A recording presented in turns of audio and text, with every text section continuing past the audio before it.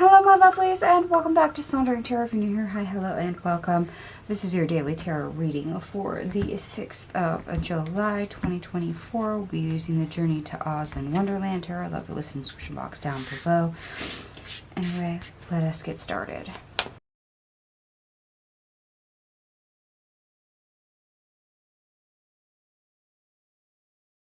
Alright, my lovelies, I have all your cards out on the table. We have one Ace, 9 Major Arcana.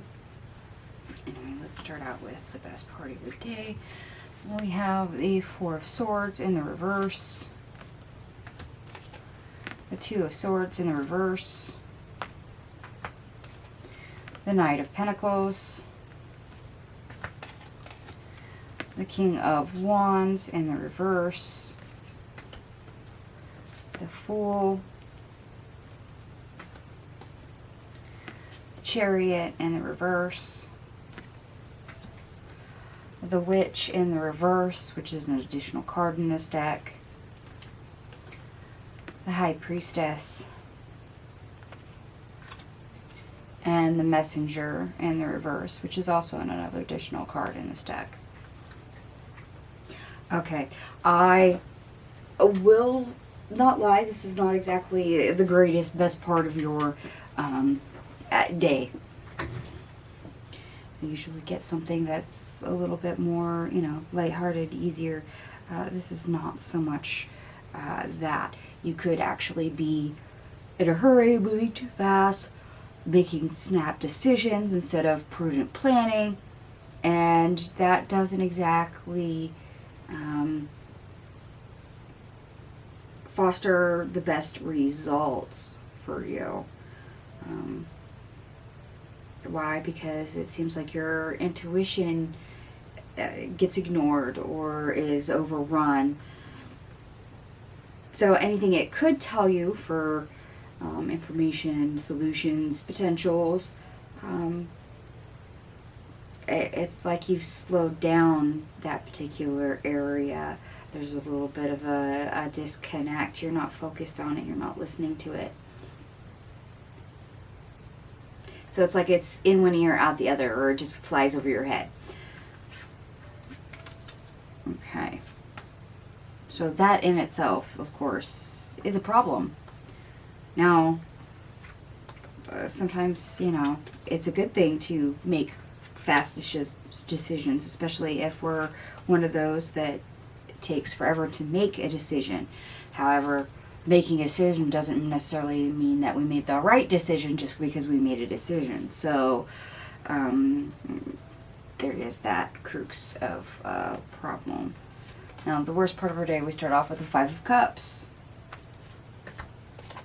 and the Four of Wands.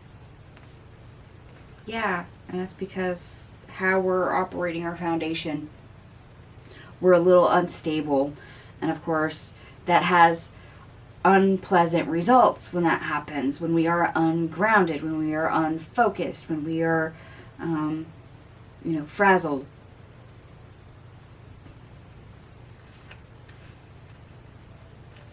So one simple way to fix this: ground yourself, reconnect to your higher self, your source, excuse me, your intuition. Okay, now your obstacle, or how to get over your obstacle. We start off with the Eight of Pentacles in the reverse, Death, Ten of Pentacles in the reverse, the Tower, the Lovers, the Hierophant in the reverse, the Three of Wands, the Knight of Cups, the King of Pentacles, the Ace of Swords, Page of Cups in the reverse, and the Knight of Swords in reverse. Yeah, when we're frazzled, we're making snap decisions. You know, we're not making sure we have all the information. We're not putting all the picture together, or it's given to us, but we're just not concentrating and focusing on it. Like I said, it's in one ear, out the other. We're kind of depriving ourselves of a good place to make decisions from. You know, we don't have all the equipment, so making a skillful, accurate, good decision, it doesn't really happen. So what we end up making doesn't work. So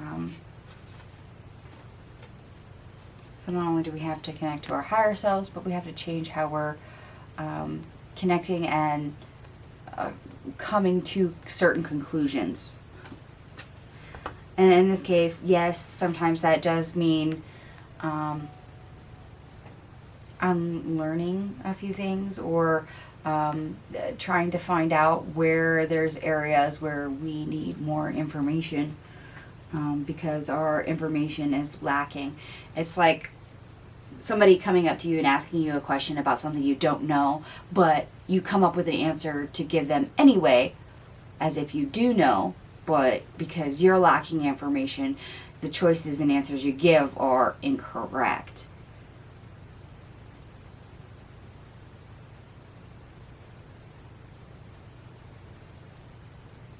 So this is, overall, this is kind of like a learning opportunity. Can we slow down? Can we focus? Can we connect properly? Can we remain grounded enough that despite anything going on,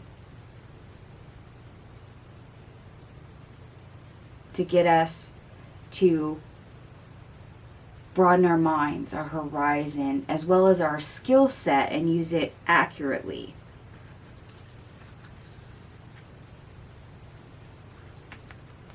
To be able to see and think clearly in any given situation.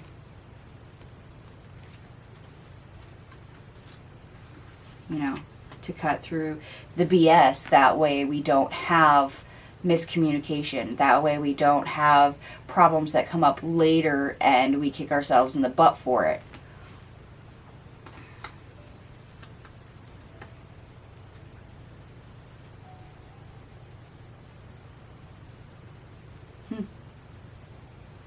Sometimes you just need to breathe. This is where that needing to ground energy is coming from. Yeah, that sometimes is the easiest thing, is just take a deep breath. Slow down for just a second.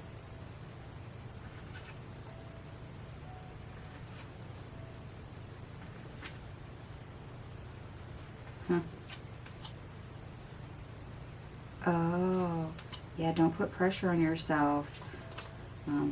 Because I'm hearing David Bowie saying the phrase under pressure. I'm not hearing Freddie Mercury, but I'm hearing David Bowie saying under pressure. Yeah, don't put yourself under pressure unnecessarily. Slow down, take a deep breath, get a little grounded. Don't make hasty decisions just because somebody needs a decision now. Make sure that you give yourself that space, even if it's only, 10 seconds, to get yourself together. Because you don't want to waste your time, energy, and your own skill set that you currently have just to keep up that pace. Just to always have the answer. Just to, try and get everything done while you're under duress, under pressure, when it may actually not be the right, correct answer anyway. It's better to take your time on this case and make sure it's correct, make sure it's accurate, to use your skill set and your abilities to the utmost. And if you're somebody in charge, delegating to make sure your team is doing the exact same thing. especially if you're making decisions on their behalf. How do you use their skills and abilities to the utmost in any given situation?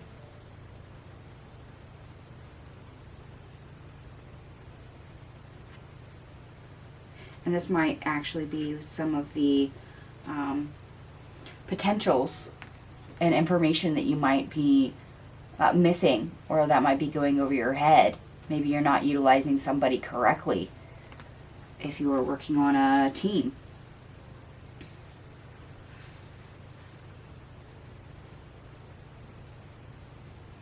Interesting that's coming out, but there you go. Okay. Just give yourself some time, some space. Slow down a little bit. Make sure that choices are not necessarily snap decisions. You have something to back it up. There is actual purpose and reasoning for that choice. So I need to look a little bit deeper. Otherwise, you're going to create a situation that may not be the best for you. I'm not saying it's not a learning experience, but yeah, you have a little bit more control over that. And slowing down, breathing, remaining grounded will go a long ways. And I did add up your cards. Everything here adds up to 136, which also reduces to 1, which is the Pioneer and the Magician. Like I said, if you're leading a team, you're the one that's basically in the driver's seat.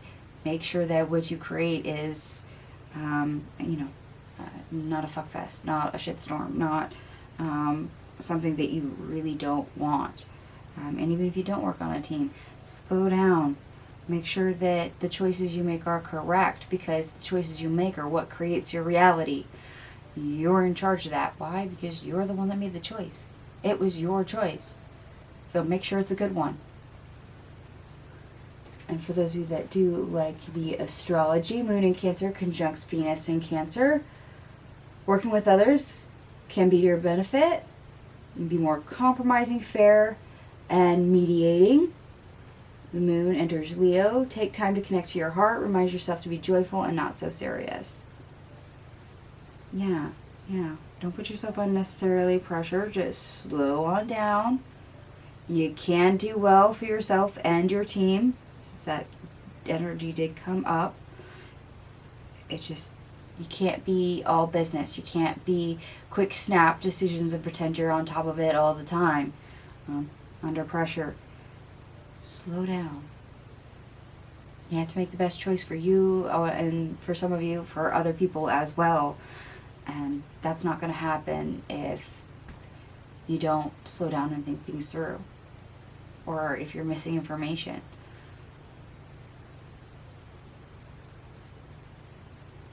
Okay, I'm going to go ahead and stop babbling and leave this here. If it resonates for you, by all means, give me a thumbs up.